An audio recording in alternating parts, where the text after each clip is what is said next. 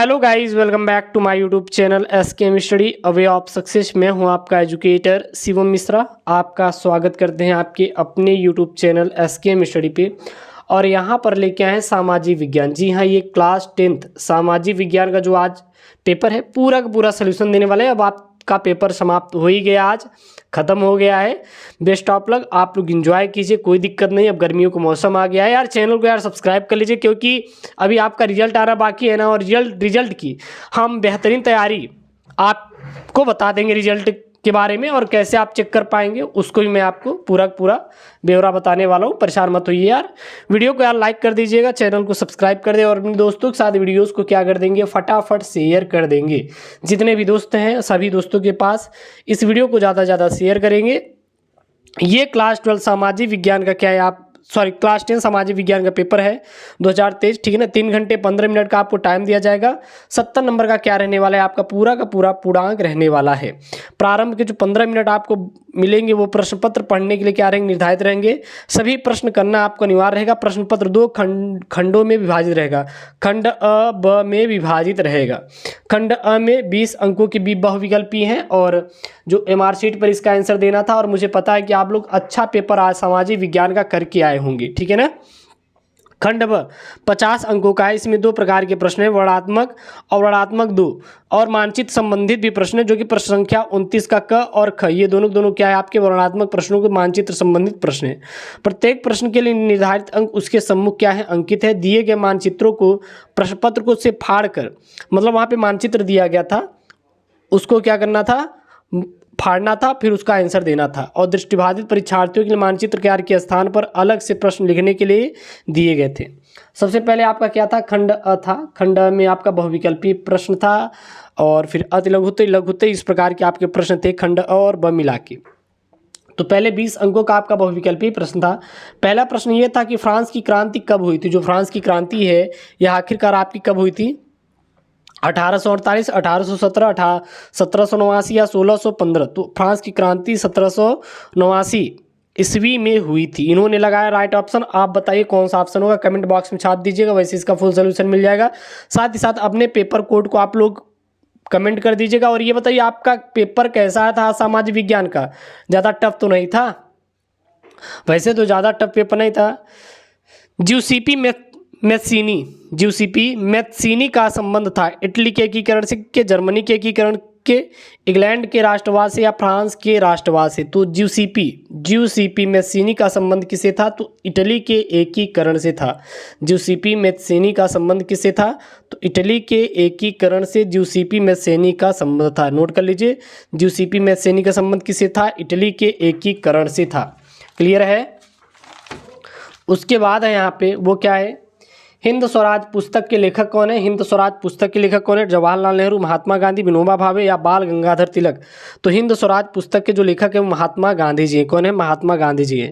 निम्नलिखित में से किसने बारदोली सत्याग्रह का नेतृत्व किया, महात्मा गांधी, चंद्रशेखर आजाद, ज्योतिबा फुले या फिर सरदार वल्लभ भाई पटेल। तो निम्नलिखित में से किसने बारदोली सत्याग्रह का नेतृत्व किया, वो किए थे सरदार वल्लभ भाई पटेल। जब फ्रांस छींकता है तो बाकी यूरोप को सर्दी जुकाम होता है, किसका कथन था, मेटरनिक, नेपोलियन, लुई फिलिप या चर्चिल। तो वो था मेटरनिक का था। किसका था, मेटरनिक का था। भारत में संघीय राज्यों की संख्या कितनी है, 28 है। कितने संघीय राज्य हैं, 28 है। विश्व का सबसे बड़ा लोकतांत्रिक देश कौन सा है, भारत है, यूएसए है, ग्रेट ब्रिटेन है या फिर रूस है। तो इसका राइट ऑप्शन आपका क्या हो जाएगा, भारत हो जाएगा। आप बताइए कितना है। भारत के संविधान की 8वीं अनुसूची में कितनी भाषाओं का वर्णन किया गया, कुल 22 भाषाओं का वर्णन किया गया। लोकतंत्र में शक्ति का स्रोत कौन सा है, जनता है, प्रधान है, संसद है या फिर राष्ट्रपति है। तो लोकतंत्र में शक्ति का जो स्रोत है जनता है। उसके बाद 10वां यहाँ पे, निम्नलिखित में से किस देश का विभाजन धर्म और तथा जाति के आधार पर हुआ, बेल्जियम, भारत, युगोस्लाविया या फिर नीदरलैंड। तो वह भारत है।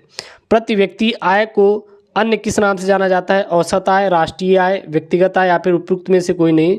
तो प्रति व्यक्ति आय को अन्य नाम से जो जाना जाता है वो औसत आय के नाम से जाना जाता है। उसके बाद यहाँ पे 12वां है, द्वितीय क्षेत्रक को अन्य किस नाम से जाना जाता है। द्वितीय क्षेत्रक को अन्य किस नाम जानते हैं, प्राथमिक क्षेत्रक, खनन क्षेत्रक, औद्योगिक क्षेत्रक या कृषि क्षेत्रक। तो वो जानते हैं औद्योगिक क्षेत्रक।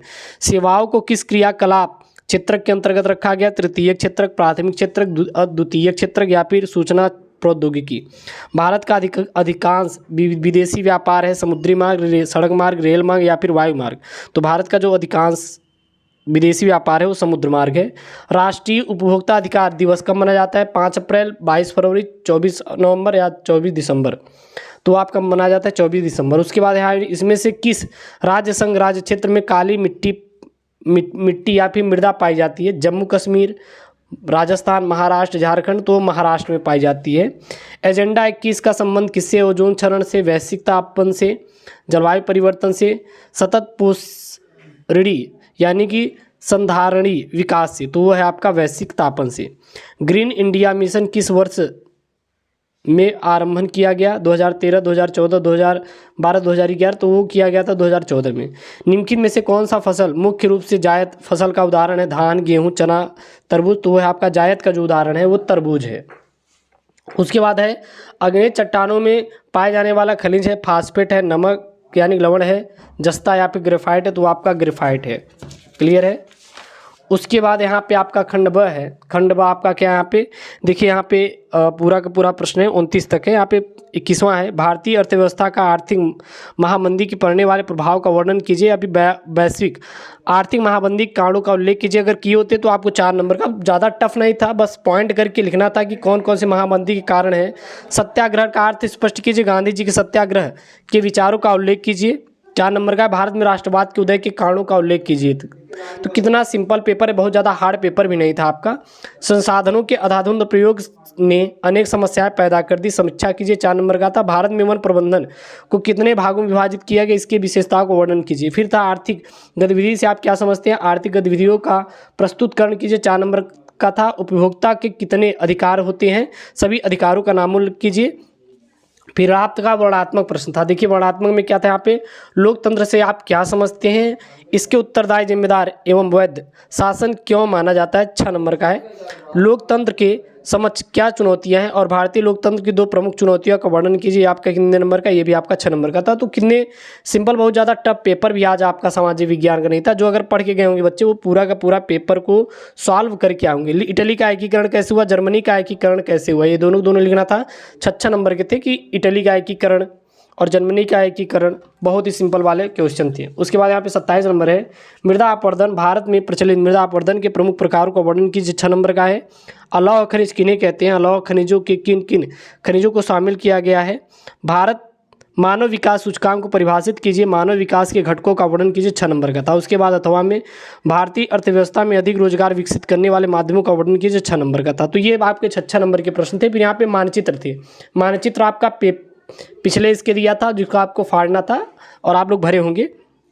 मानचित्र में आपका देखेंगे तो कितने नंबर का था? ये पूरा का पूरा आपका 1 2 3 4 5 नंबर का था। ये आपके पूरा का पूरा थे। भारत में दिए गए रेख मानचित्रों द्वारा आपको नमक सही नाम और सही स्थान अंकित करना है। वह स्थान जहां नील की खेती करने वाले किसानों का आंदोलन हुआ, वह स्थान जहां सर्वप्रथम सविनय अवज्ञा आंदोलन हुआ, वह स्थान जहां कांग्रेस के अधिवेशन में पूर्ण स्वराज की मांग की गई, वह स्थान जहां जलियांवाला बाग हत्याकांड हुआ, वह स्थान जहां दिसंबर 1920 में कांग्रेस का अधिवेशन हुआ। फिर यहाँ पे आपका एक इतिहास से था, एक भूगोल से था। तो भूगोल में देखिए गेहूं का सबसे बड़ा उत्पादक राज्य, कॉफ़ी का सबसे बड़ा उत्पादक राज्य, मूंगफली का और उत्तर दक्षिण गलियारे का टर्मिनल स्टेशन और खनिज तेल सबसे ज़्यादा उत्पादन करने वाला राज्य। तो ये आपके पूरा सामाजिक विज्ञान का पेपर था। यहाँ पे देख सकते हैं, यहाँ पे मैंने बहुविकल्पी पूरा सॉल्व भी करवा दिया है। तो ये बताइए आपका पेपर कैसा था और पेपर कोड आप लोग कमेंट बॉक्स में छाप दीजिए ताकि मैं सोल्यूशन करवा दूँ। ओके दोस्तों, थैंक यू, जय हिंद।